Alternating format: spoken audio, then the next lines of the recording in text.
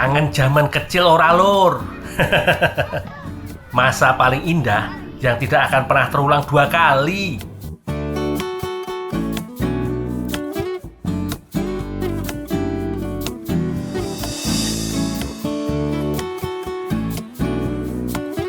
Kebetulan aku lagi lewat depan sekolah mereka. Oh, kenapa dong pengen ke anak-anak dulu? SD Negeri Mojorejo 1 atau yang lebih populer disebut MOSA. Penasaran kalau aku mampir ke dalam, kira-kira ada yang kenal aku ora yo?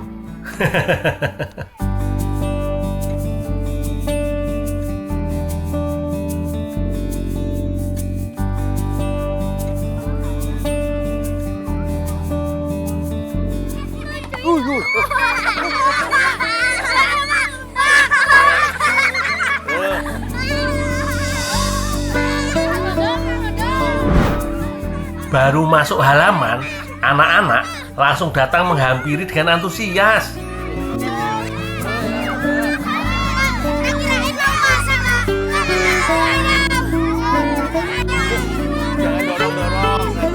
Awalnya sih cuma nyapa dan salaman. Lama-lama puluhan bahkan ratusan anak ikut merubungi aku. Bukan cuma anak-anak, beberapa guru juga ikut menyapa aku dan tim. Sabar. Ini lagi diatur sama Pak Guru ya. Lagi diatur sama Pak Guru. Sebentar, J. Baris dulu. Nih, tunggu arahan Pak Guru. Ikut aturan Pak Guru. Yuk, biar diatur Pak Guru dulu. Jumlah anak-anak yang datang terus bertambah. Semua pengen dekat dan pengen minta tanda tangan. Untung ada bapak dan ibu guru yang bantu menertibkan. Sekarang dikumpulin aja. Nanti aku tanda tangan ya.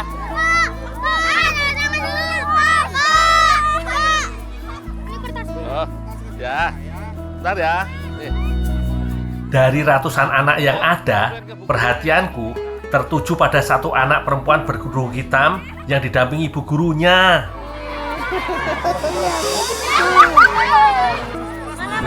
Masuk kelas dulu.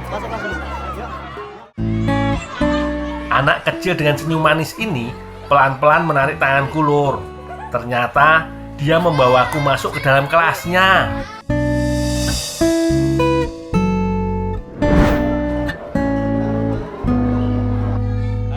Namanya Siti Fatimah, biasa dipanggil Cicim. Cicim dan 6 temannya yang lain adalah anak berkebutuhan khusus atau ABK yang belajar di kelas inklusi. Di sini, mereka diberi kesempatan yang sama dengan siswa dari kelas reguler untuk belajar dan bersosialisasi. Apa ini, Mas Azam? Permen, oke. Hari ini, Cicim dan teman-temannya akan belajar membuat roti panggang. Ini bukan sekedar pelajaran praktek biasa lur, tapi melatih mereka untuk mandiri. Mulai dari menyiapkan bahan, memanggang roti, dan belajar sabar dan fokus saat praktek. Mbak Cicim, tuh. Sampai pinggir-pinggir. Nanti enak. Coklat meses atau mau coklat susu? Kita mau bikin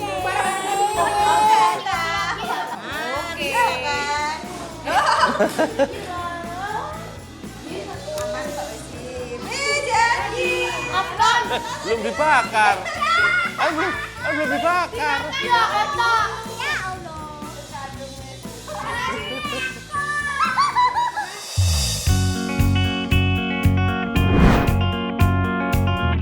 Setiap anak punya cara belajar dan cara berkomunikasi yang berbeda. Mau bakarin punya Om Gundul. Di kelas ini, anak-anak bukan cuma diajarkan untuk mandiri, tapi mereka juga diajarkan untuk berani bersosialisasi, berbagi, dan menunjukkan rasa sayang ke orang lain.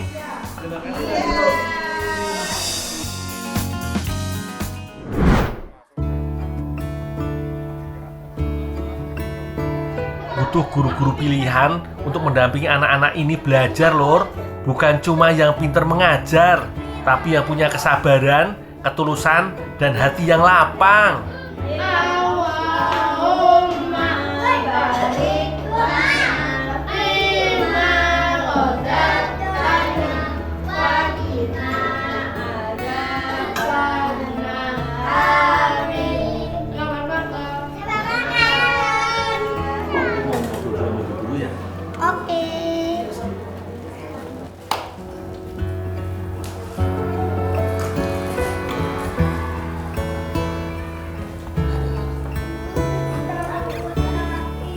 Luar biasa banget mereka ya. Antusias. Iya, semangatnya itu loh Pak. Bu, Iya, bawa mereka untuk tetap mood ceria itu piye Bu caranya Bu? ya itu bagaimana ketika kami sebagai guru itu kan suasana di kelas itu dikondisikan menyenangkan. Pendekatan dari awalnya itu Pak, dari sama guru-gurunya. Ketika sama guru-gurunya sudah nyaman, kita pegang, terus kita lihat matanya, kepercayaan, insya Allah anaknya langsung mengikuti kita gitu. Matanya? Iya, tadi kan dilihat, ayo apa ini yang dibersihkan sebelum anak-anaknya tantrum kan kita harus tenangkan dulu. Oh hebat.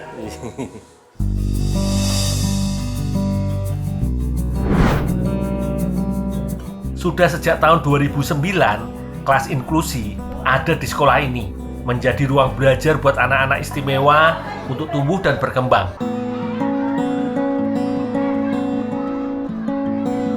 Lur, Bu Rini sudah hampir 7 tahun menjadi tenaga pendidik profesional yang bertugas mendampingi anak-anak berkebutuhan khusus.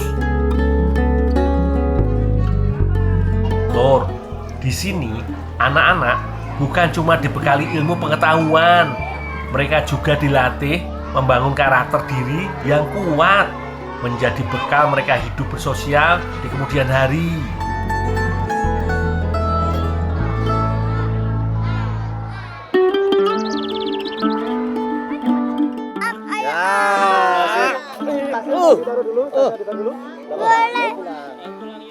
Yuk, kita pulang yuk. Om ikut ya. Saat jam pulang sekolah tiba, aku berkesempatan bertemu langsung dengan orang tua Cicim.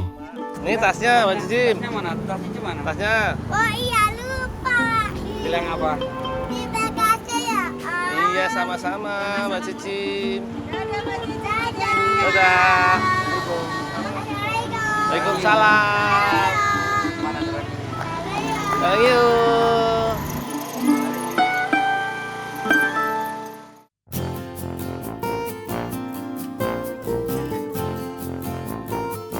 Lur, aku sengaja mendatangi rumah Pak Yahya, ayah Cicim.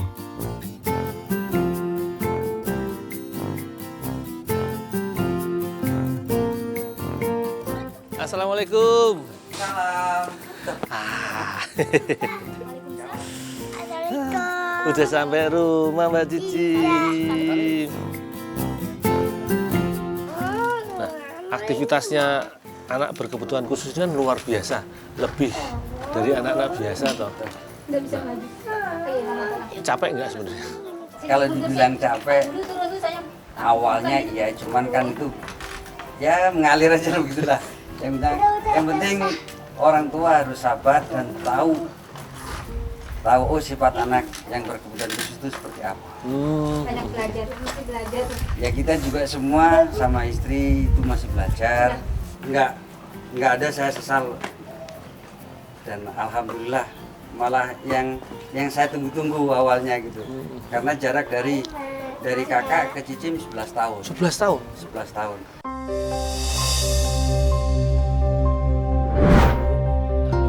Mereka sudah memikirkan jauh tentang masa depan Cicim. Bukan cuma soal sekolah, tapi juga bagaimana Cicim nanti bisa tumbuh menjadi pribadi yang kuat dan mandiri. Mereka tahu, Lur, sebuah usaha besar tentu harus diiringi dengan perjuangan keras. Tapi mereka memilih untuk tetap berjuang demi sang buah hati. Memang benar ya, Lur, kasih orang tua itu sepanjang masa. Tidak selalu terucap dengan kata-kata, tapi terlihat dari perjuangan, kesabaran, dan doa yang gak pernah putus untuk dipanjatkan. Lur, aku banyak belajar dari perjuangan hidup keluarga ini. Sebelum aku pamit, aku pengen sedikit menghibur mereka, Lur.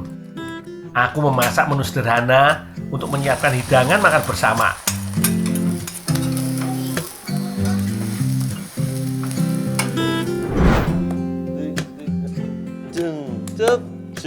Cep. Balik kanan, ayo.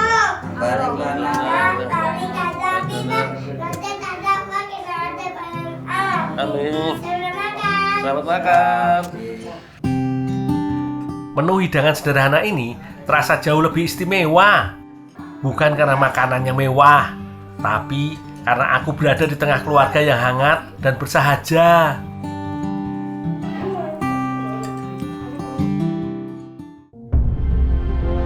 Lur, hari ini aku banyak belajar tentang sabar, keikhlasan, dan tentang cinta orang tua yang tidak akan pernah habis untuk anaknya. Terus sayangnya? Sayang nggak? Saya.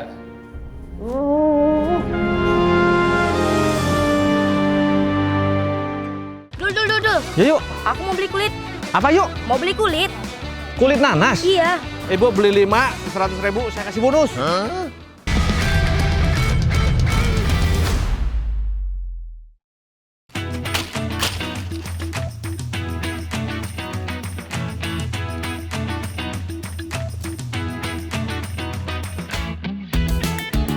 Desa Bikang memang sejak dulu sudah terkenal sebagai penghasil nanas terbaik di Provinsi Kepulauan Bangka Belitung. Alam yang subur dengan iklim yang mendukung membuat nanas Bikang bisa eksis berpuluh-puluh tahun. Ya bu? Nama saya. Oh ya bu. Ini sekalian ibu ya. Untuk satu lahan dalam sekali panen aja hasilnya bisa ratusan butir. Oh iyo, nanas merupakan buah tropis yang tidak mengenal musim. Tanaman ini berbentuk semak dan memiliki siklus hidup tahunan.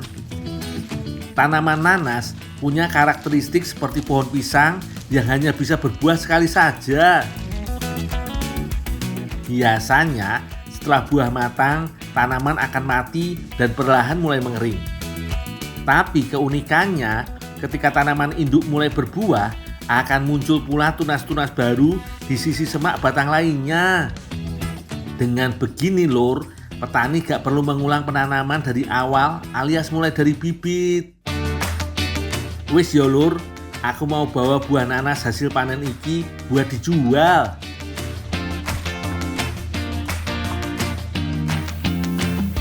Udah banyak nih bu? Nah, Dul. Yaudah bu, biar saya bawa ke kios biar dijual.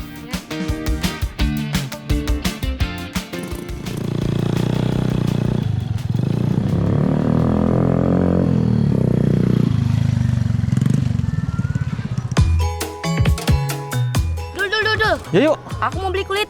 apa yuk? Mau beli kulit? Kulit nanas? Iya. Mau buat apaan yuk? Mau bikin kue. Oh, yaudah gini aja yuk. Aku nih belum buka nih. Ya. Doain aja nanti laku. Ada yang beli kupasan yuk. Udah nggak usah beli. Kalau cuma kulit mah nanti aku antar ke rumah aja. Ya udah deh, nanti anterin ya. Iya yuk. Yuk, wadahnya. Iya. Kasih ya. Ya yuk ya. Hati-hati yuk. Yuk Dinda iki piye to lur? Lapak belum digelar udah rusuh minta-minta kulit nanas. Oh iya lur, Desa Bikang berada di jalur utama yang menghubungkan ibu kota Pangkal Pinang dengan pusat kota Tobuali. Dari kebun nanas biasanya langsung dijual di lapak pinggir jalan. Caranya nanas dijual sepasang dengan menggantung buah terbalik seperti iki lur. Nanas. Ibu, beli nanas bu? Berapa Dul harganya? 20.000 bu. Wis mahal banget. Nah gini aja bu. Ibu beli 5, 100.000 saya kasih bonus. Ya udahlah beli 5. Boleh bu. Wah, duitnya bu. 100.000 ya bu ya, saya terima ya bu ya. 1, 2, 5.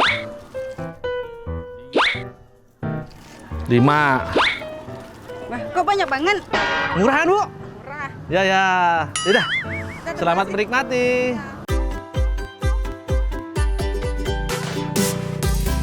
Mumpung nanas gua habis cepat, aku langsung aja ke rumah yuk Dinda. Gimana, yuk? Dul, tolong dong bantuin aku. Taruhin itu kulit nanasnya. Sabar, yuk. Baru juga nyampe, yuk.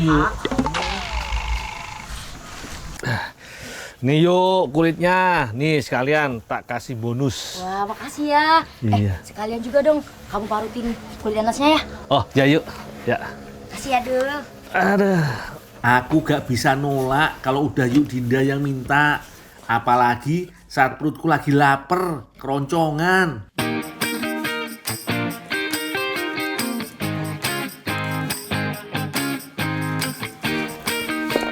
Yuk, Ya. kagak usah diparut, yuk. Patah-patah semua, yuk. Oh, yaudah deh kamu tumbuk aja ya. Tumbuk, yuk. Iya. Oh, udah. Kalau gitu biar saya potong-potong dulu, yuk. Bentuk nanas yang khas membuat karakter kulit buahnya juga jadi berbeda. Berhubung susah diparut, yo tumbuk wae supaya lebih mudah. Aku protolin dulu yo mata buahnya. Yuk. Ya. Ini kulitnya mau dibikin kue apa sih, yuk? Mau bikin bolu cake. Wah, cake dari kulit nanas. Aku jadi makin semangat bantuin yuk Dinda iki lur.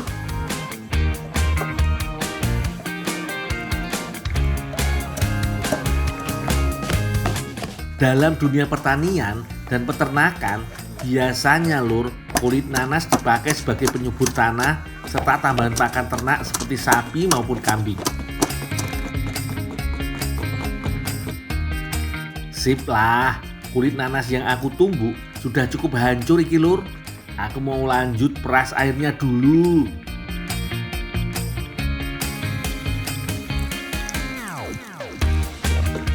Yuk. Ya. Nih, kulitnya yuk. Udah ditumbuk, udah aku peras sekalian, yuk. Ada yang bisa dibantu lagi ya, yuk? Oh ya, sekalian kamu bikin selai ya. Ini kalau mau dibikin selai, yuk. Harus diremes dulu pakai garam supaya nggak gatal nanti. Itu garamnya. Oh iya.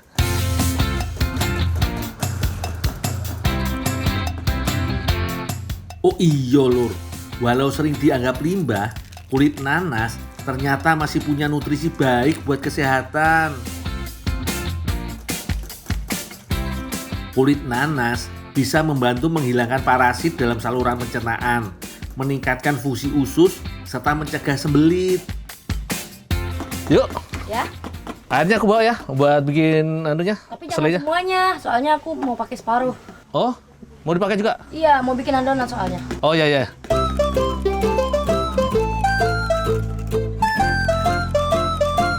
Segini cukup yuk. Udah. Ayo dah, aku buat selainya dulu ya. Silakan.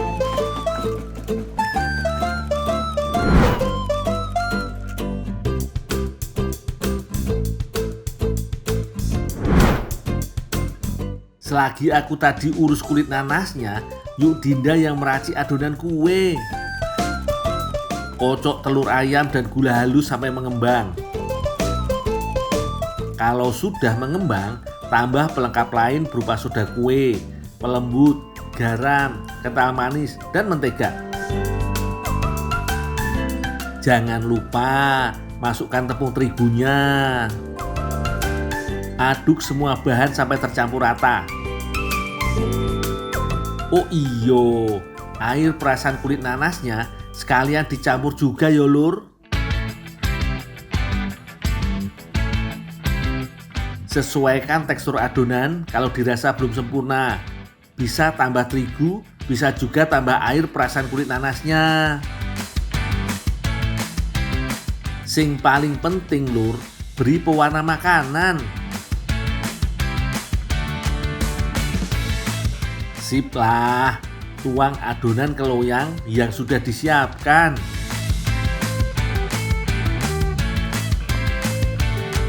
Aku lanjut masak selai kulit nanas bikangnya yo. Rebus air perasan kulit nanas dengan tambahan gula pasir secukupnya.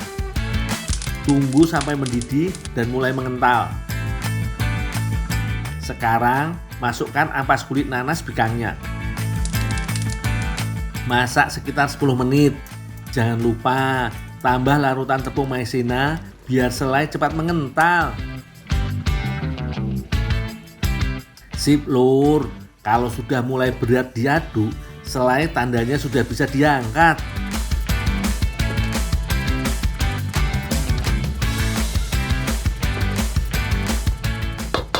Udah matang. Ini selainya. Udah yuk. Nah, udah jadi nih. Oh iya. Ya udah aku lanjutin aja ya. Oh, ya yuk. Udah, aku beres-beres dulu. Iya.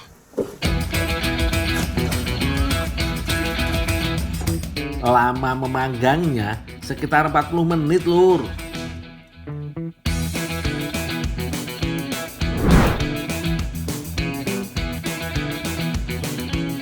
Ayo, siapa yang penasaran sama rasa cake kulit nanas bikang iki lur? Sabar yo, nanti aku ceritain deh gimana kelezatannya.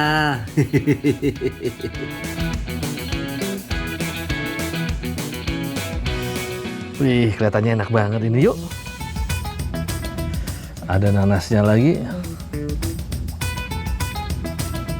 Enak banget iki lur. Gak nyangka aku nanas bikang gak cuma lezat daging buahnya aja. Kulit luarnya pun bisa jadi kue senikmat iki lur. Yuk, nambah lagi. Cake-nya lembut dengan selai kulit nanas yang manis juga asam. Berhubung adonan pakai air perasan kulit nanas, aroma dan rasa cake-nya yo nanas banget lur. Kalau penasaran sama rasanya, ikuti aja resepnya lur.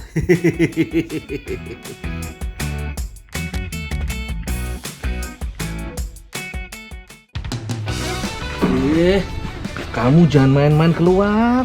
Nanti kamu jatuh loh.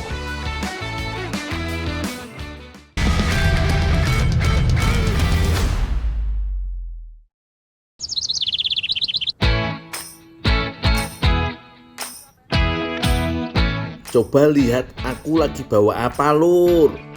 Ini bekicot.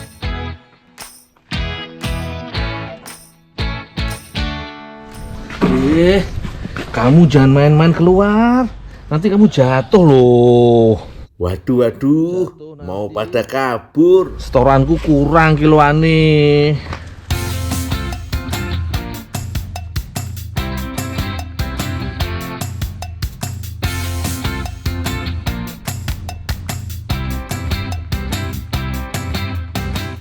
Akhirnya sampai juga.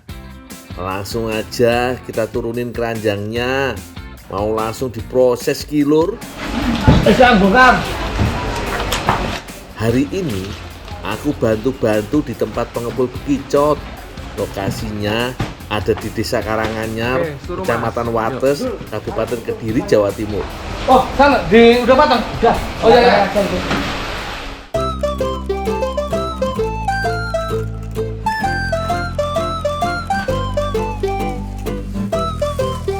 Nih, lihat lur.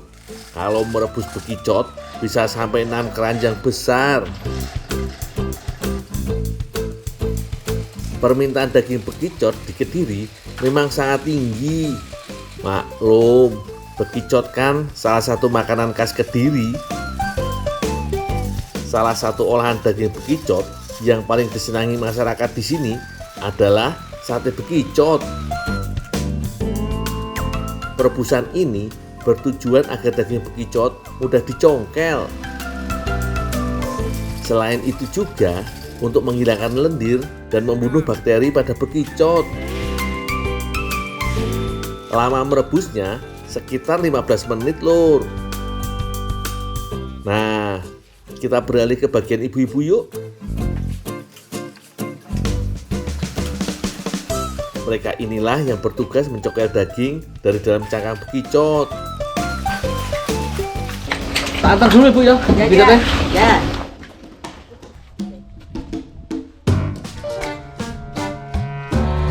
Mbak, anak di mbak kok sedih nih. beli daging dari pasar tapi habis. Aku pengen makan yang ke barat-baratan gitu. Alah, cuma perkara daging kehabisan aja kok sedih. Alah, Mbak Ocha. Wong diso mau makan ke barat-baratan. Nanti kok cuma pengen masak yang barat-baratan, masak daging, nanti deh tak antar ke rumah. Bisa? Bisa, nanti tak antar yang sudah gak berlendir, yang sudah tak rebus. Pokoknya enak. Bener ya? Iya, wis nanti tak antar ke rumah, nggak usah sedih. Senyum. UMKM di Dusun Jengkol, Desa Plosok Kidul, Kecamatan Plosok Klaten ini salah satu yang mengolah daging bekicot menjadi keripik. Sebelum diolah, cuci daging bekicot dengan air mengalir yo. Sambil diremas-remas juga lur, supaya hilang semua lendirnya. Lanjut rebus daging bekicot selama 1 jam. Jangan lupa tambahkan daun jeruk supaya bau amis dan aroma khas daging bekicotnya hilang. Cuci kembali lur, supaya daging bekicotnya menjadi benar-benar bersih. Sekarang belah daging bekicot seperti ini. Dengan dibelah, daging bekicot akan lebih cepat kering saat dijemur nanti. Bu, yang ini kecil-kecil susah ya Bu, belahnya. Udah buat aku aja Bu ya. Ya, yang ini. Ini yang bumbu nih, ya. Lumayan. Bisa buat Mbak Ocha. Uniknya nih lur, kalau biasanya bumbu ditabur setelah keripik matang, berbeda dengan keripik bekicot. Sebelum dijemur, daging bekicotnya harus dibumbui. Aduk-aduk sampai bumbu tercampur merata ke dalam daging bekicot. Sekarang, susun satu persatu daging bekicotnya. Jangan lupa lebarkan seperti ini. Ada bekicot yang sudah selesai dijemur nih lur, jadi bisa langsung digoreng. Goreng daging bekicot gak perlu lama. Yang penting sudah berubah kecoklatan, bisa langsung diangkat. Ternyata setelah digoreng, aromanya wangi banget lur. Aku jadi lapar iki. Mbak Ocha. Iya, Ndul. Nih, daging bekicotnya udah bersih nih, udah gak berlendir lagi. Oh iya, Ndul. Udah gak ada lendirnya ya, Ndul? Iya, terus apa yang bisa saya bantu Mbak? Tolong belah jadi 2. Oh, iya ya Mbak. Kata Mbak Ocha, kali ini kita mau bikin mac and cheese alias makaron keju. Di Eropa nih lur, khususnya Prancis, bekicot sangat digemari. Mereka menyebutnya escargot. Pasti pernah denger toh? Iris-iris juga bawang putihnya lur. Uniknya, masak-masak kali ini makaroninya bukan beli jadi loh, tapi mau kita bikin sendiri. Bahan utamanya kentang yang sudah direbus ini. Ulek kentang sampai halus yo. Mbak, segini cukup nggak Mbak? Udah, Ndul. Udah cukup. Oh iya Mbak. Ada yang bisa dibantu lagi nggak? Udah, Ndul. Biar aku aja yang lanjutin, Ndul. Oh iya dah, tinggal dulu ya Mbak ya? Iya, Ndul. Nanti balik lagi ke sini ya, Ndul. Kita makan bareng-bareng. Oh iya. Makasih ya, Ndul. Ya Mbak. Kentang sudah halus nih. Lanjut tambahkan garam, merica, dan tepung terigu. Aduk-aduk sampai semua bahan tercampur rata. Biar makin gurih adonannya, tambahkan mentega. Aduk sampai adonannya kalis. Kita kasih warna hijau dan merah aja ya. Untuk mencetak makaroni, bisa kita gunakan sumpit.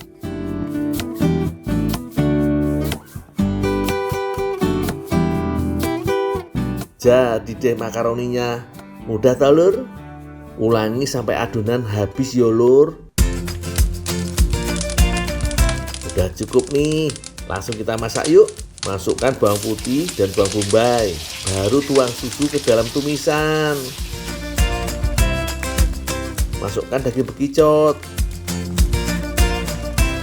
Aromanya wangi banget ini. Dan ini dia hasilnya. Mac and cheese bekicot atau makaroni keju bekicot. Makanan Eropa dengan bahan yang tak biasa, bekicot. Ayo Mbak, langsung kita makan. Aku udah lapar banget. Awas, jangan pada ngiler yo. Rasanya gurih, creamy banget. Lembutnya makaroni berpadu dengan kenyalnya bekicot. Inovasi kuliner yang gak biasa, jos gandos lur.